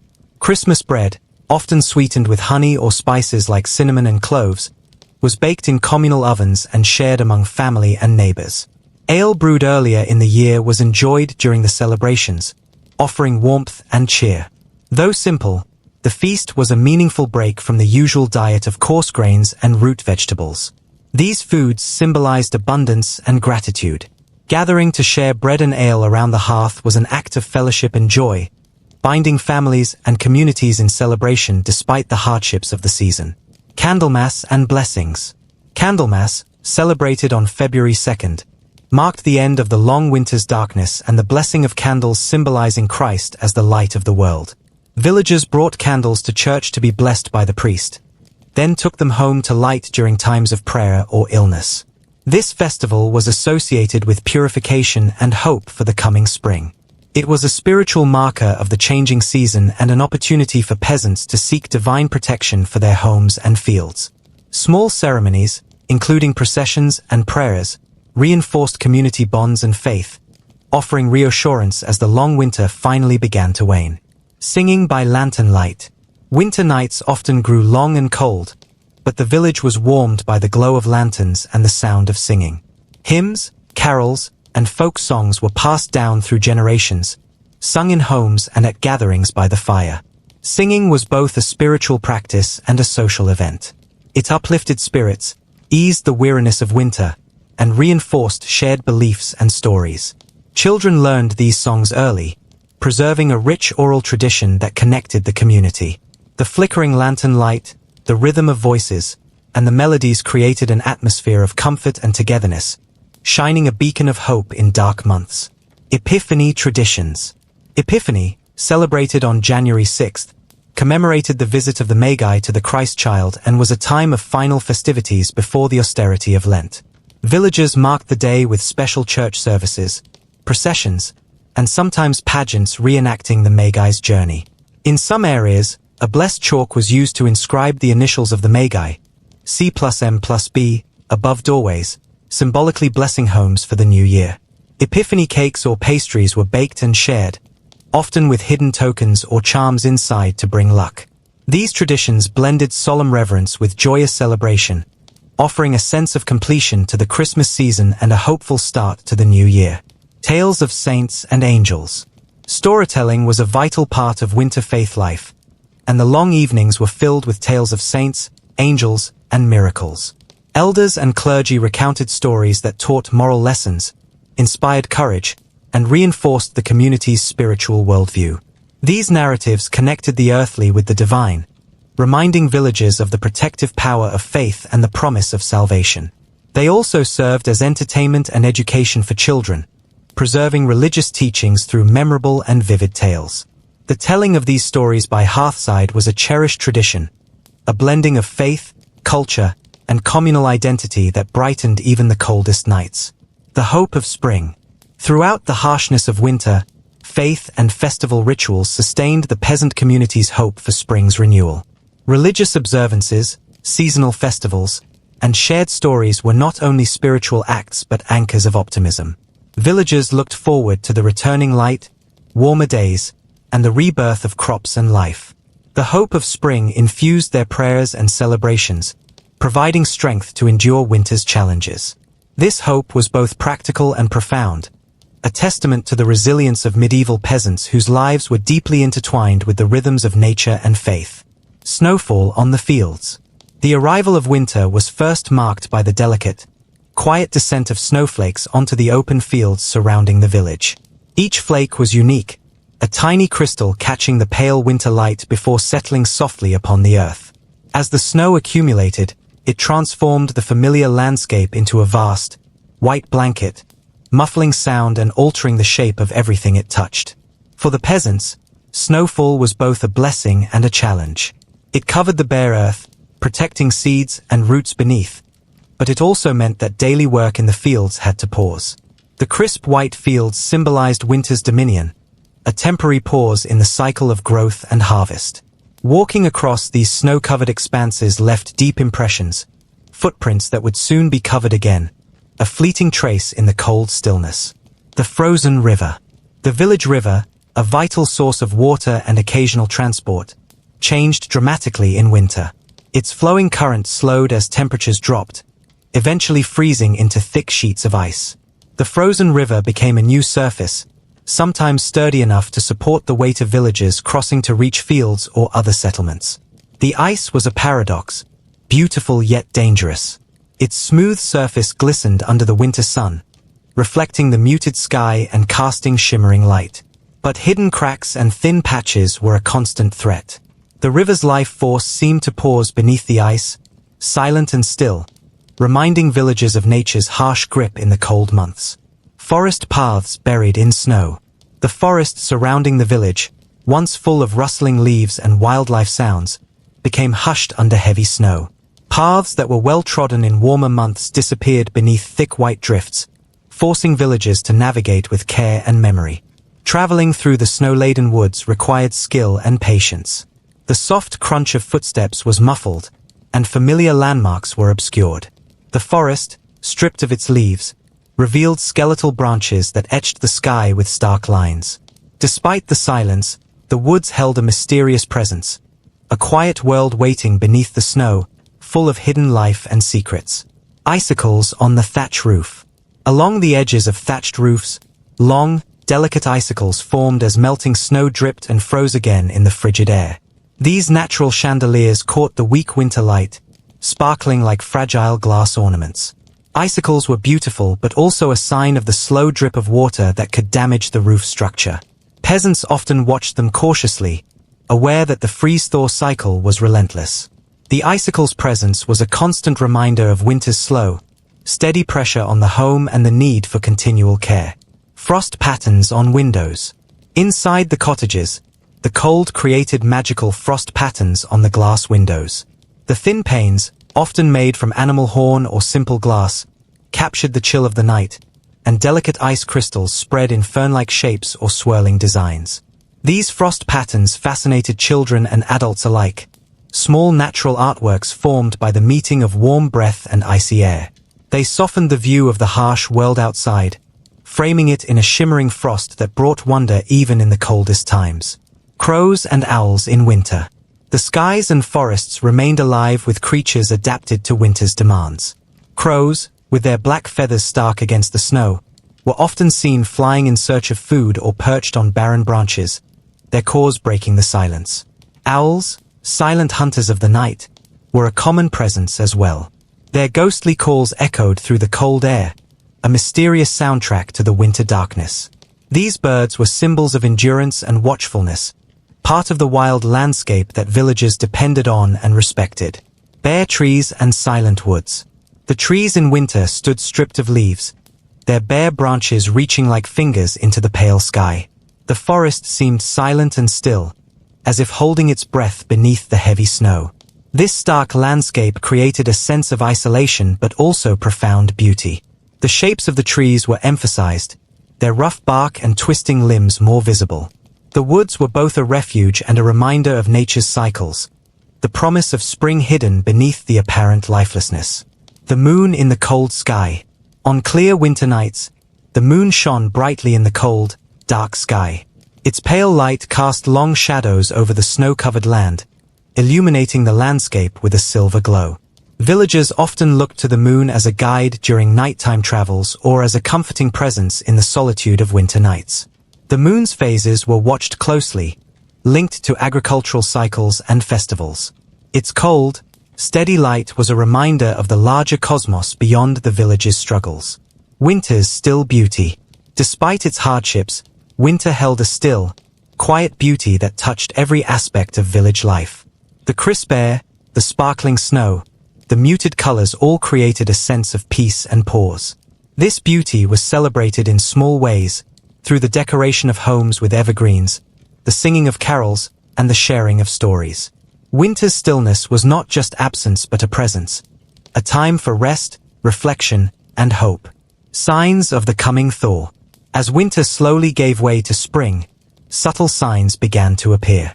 The snow softened and shrank, patches of earth showed through, and early shoots of green pushed up from the frozen ground. Birds returned with the warming air, their songs growing louder. The frozen river began to crack and flow once more.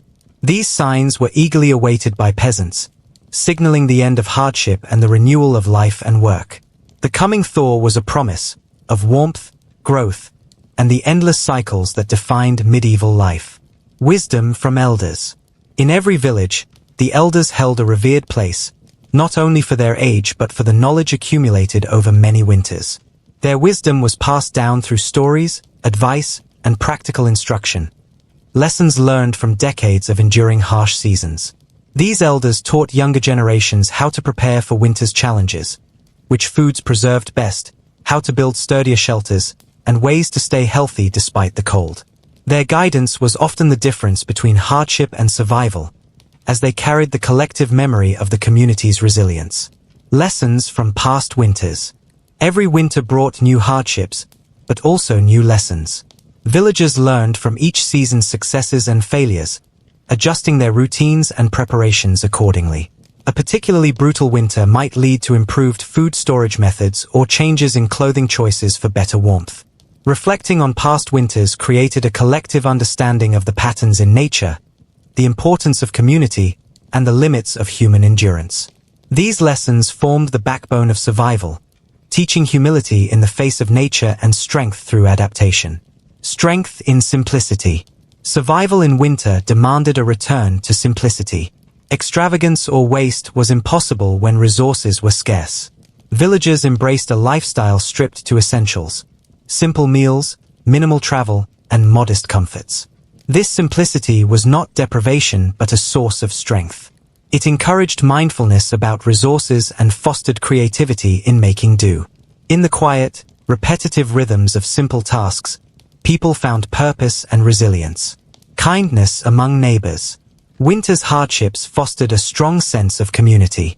Neighbors shared firewood, food, and stories to help each other through the cold months. Acts of kindness, whether helping to repair a roof, caring for an ill family, or sharing a meal, were vital for collective survival. This mutual support was more than practical. It was a source of emotional strength. In the long, dark winter nights, kindness reminded villagers they were not alone, weaving social bonds that endured beyond the season. The role of routine. Routine became a lifeline during winter. The repetition of daily tasks, feeding animals, tending fires, cooking meals, created structure in an otherwise bleak and static season. These routines anchored villagers mentally and physically, providing small but crucial goals each day. Even as the cold limited activity, the rhythm of work and rest sustained hope and health. Resisting despair. Winter tested more than physical endurance.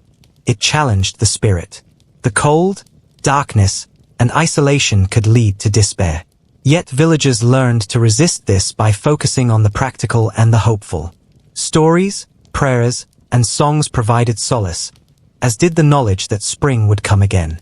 Resilience was partly a mental battle, holding on to hope and finding meaning even in hardship. Preparing for next season. Survival was not just about enduring the present but preparing for the future. As winter wore on, attention turned to what was needed for the coming spring and summer. Seeds were sorted and saved, tools repaired, and plans made for planting. This forward thinking helped villagers maintain agency over their lives, reminding them that winter was part of a cycle of renewal. Winter's quiet rewards. Despite its difficulties, winter offered quiet rewards. The stillness brought moments of reflection and peace. The beauty of frost patterns, moonlit snowscapes, and communal gatherings around the hearth provided comfort. These moments nourished the soul, balancing the hardships with small joys and deep connections. Gratitude in the hard times. Gratitude was a powerful attitude in winter. Appreciating the warmth of a fire, the taste of preserved food, or the company of loved ones fostered resilience. Even in scarcity, recognizing these blessings strengthened resolve. Gratitude kept despair at bay and encouraged generosity within the community. Emerging into spring. Finally, the promise of spring was a beacon throughout the cold months. As snow melted and days lengthened, the village prepared to emerge renewed. This transition was celebrated as a triumph of survival and resilience. The harshness of winter gave way to growth and hope, reminding all that life continued in enduring cycles.